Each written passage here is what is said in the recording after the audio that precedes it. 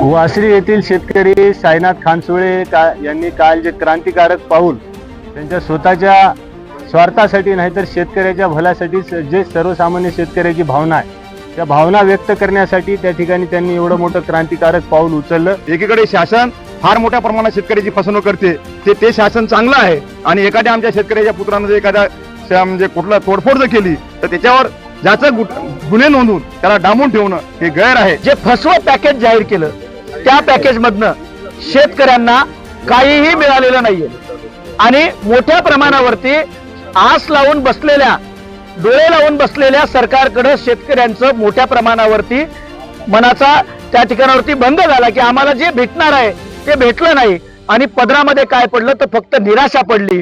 कोणतंही 31,000 कोटीचं पॅकेज शेतकऱ्यांना भेटलं नाही आणि म्हणून हवालदिल झालेल्या शेतकरी पुत्राने काल सरकारच्या विरोधातला रोष म्हणून एक प्रतिक्रिया म्हणून काल तहसीलदारांची गाडी कार्यालयावरती येऊन फोडली आणि त्या ठिकाणावरती शेतकऱ्यांच्या भावना मांडल्या। साईनाथ खानसोळे या शेतकऱ्याच्या मागे या ठिकाणी सर्व शेतकरी सर्व पक्ष सर्व शेतकरी त्यांच्या पाठीशी आम्ही ठामपणे उभे आहोत। हे त्यांना पाठिंबा दर्शवण्यासाठी आम्ही या ठिकाणी आलो।